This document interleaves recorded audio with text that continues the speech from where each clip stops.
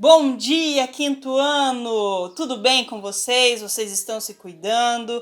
Eu espero que sim. Eu estou me cuidando bastante, sempre lavando bastante as mãos, usando máscara ao sair de casa. E vocês, como vocês estão? A sua família tá bem? Eu espero que sim. Segue a seguir as páginas que nós vamos usar para fazer a atividade de hoje. Olhem com atenção, vejam o que é preciso fazer, leiam repetidas vezes se for necessário.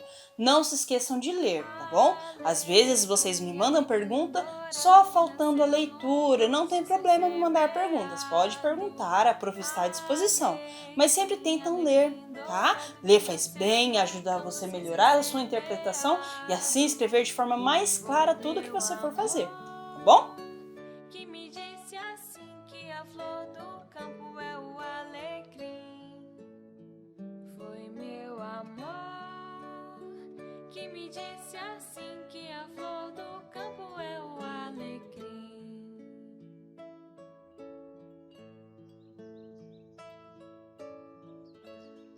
Entender o que é mobilidade urbana. Para começar do começo, a mobilidade urbana nada mais é que a capacidade de deslocamento de um grupo de pessoas dentro de uma área urbana. E as motivações aqui são diversas. Podem ser por razões sociais, econômicas ou até mesmo afetivas. Afinal, quem nunca foi até a outra ponta da cidade para encontrar o crush, não é mesmo? E como a gente faz tudo isso? Usando os modais de transporte, claro. Trens, ônibus, carros, tudo isso são meios que utilizamos para nos transportar no espaço público urbano. E aí que entra o grande desafio da mobilidade urbana, que é a gestão pública conseguir fazer um planejamento urbano adequado sem congestionamentos. O problema todo aqui é que a população urbana não para de crescer, e isso dificulta tudo o que precisa ser planejado, como os meios de transporte, os caminhos, as rotas, as estradas, enfim, é coisa pra caramba. Ah, mas por que em alguns lugares a mobilidade urbana funciona melhor do que em outros, professor? Para entender melhor, a gente precisa de contexto. O planejamento urbano nos países desenvolvidos aconteceu de maneira bem diferente dos países subdesenvolvidos. Nos países mais pobres, a ocupação urbana aconteceu de forma acelerada e desordenada. Era mais ou menos assim: quem chegava primeiro ou tinha mais dinheiro, morava perto do local de trabalho, que costumava ser no centro das grandes cidades, já que elas foram formadas principalmente a partir da atração de mão de obra para as indústrias. Já nos países mais ricos, o planejamento urbano se deu de modo mais organizado, nos quais as pessoas de baixa renda eram alocadas nos centros das cidades justamente para elas evitarem grandes deslocamentos até o local de trabalho. O resultado disso é o oposto do que costumamos ver por aqui. A especulação imobiliária se deu nas áreas mais afastadas, fazendo com que aqueles que tivessem mais grana pudessem ter carros para se deslocar pela cidade.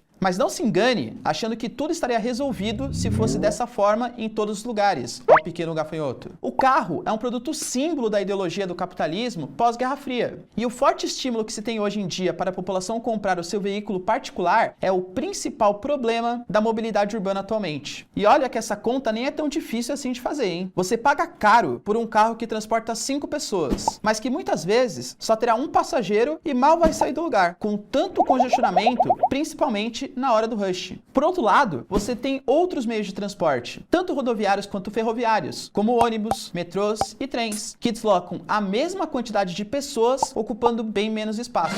E anota aí para não esquecer, hein? Essa é a maior contradição da mobilidade urbana. Entendido tudo isso, fica claro quem ganha essa corrida, né? Opa! Peraí, sinal vermelho que a administração pública está passando. Um dos maiores problemas dos transportes públicos, e aqui já estamos falando de Brasil, é o monopólio de grupos administrativos que operam as companhias de transporte em parcerias público-privadas e que, claro, visam lucro. E aí o resultado é aquele que a gente já sabe: transporte com preços abusivos, precários, sem segurança e com deslocamentos mal planejados, fazendo com que a população gaste um tempão de um lugar para o outro. Só para você ter noção, se você passar 4 horas por dia dentro de um ônibus, em 10 anos, isso equivale a 9.600 horas, que é o mesmo que 400 dias. Daí, quando você vê, já passou quase 2 anos da sua vida dentro do transporte público. Parece loucura, mas é a realidade de muita gente. E usar carro, transporte público? Tô fora. Pego minha bike e vou embora. Afinal, a bicicleta é um meio de transporte gratuito, saudável e rápido. Mas, infelizmente, a gente encontra problemas para pedalar todo dia por aí. Faltam medidas públicas, falta segurança para os ciclistas. autistas. E ao mesmo tempo, esse é um grupo que cresce cada vez mais. E a coisa fica ainda pior para as pessoas de áreas periféricas. Elas não conseguem se locomover adequadamente de bicicleta, pois se deparam com longas distâncias e falta de infraestrutura, como a inexistência de ciclofaixas, ciclovias ou ciclorotas. Ou seja, o básico, né? E já que estamos falando de acesso à cidade, vamos para o nosso último tópico do vídeo de hoje. O que a mobilidade urbana tem a ver com as classes sociais? Tudo. A gente não pode esquecer que o direito à mobilidade está relacionado a quem você é dentro da cidade. Mas como assim? Minorias e pessoas mais pobres não têm o mesmo direito ao acesso à cidade que a população mais rica. Pessoas negras, mulheres, LGBTs e cadeirantes têm a mobilidade mais restrita em relação aos grupos mais dominantes. Grupos mais excluídos tendem a sofrer mais violência nas ruas, por exemplo. Sem contar que a periferia não tem acesso à mesma cultura que as pessoas que vivem nas áreas centrais. Isso tudão está relacionado a fenômenos sociais, geográficos e históricos, que com o passar do tempo resultam na organização socioespacial e territorial que vemos hoje nas paisagens das cidades urbanas e nas relações sociais. Observem os textos, as imagens, verifiquem com atenção, se necessário, leiam mais de uma vez o texto, tá? Que o texto é importantíssimo para vocês aprenderem e entenderem a matéria, tá bom? Não se esqueçam de ler uma vez, 2 vezes. Se não conseguir responder as perguntas, leia mais uma vez. Não entendeu? Mande mensagem para mim. Pode mandar, não tem problema. Mande, de preferência, mande um áudio explicando a sua dificuldade, que logo eu vou responder. Lembrando que eu não tenho só essa escola, eu tenho outras escolas, então talvez eu demore um pouquinho.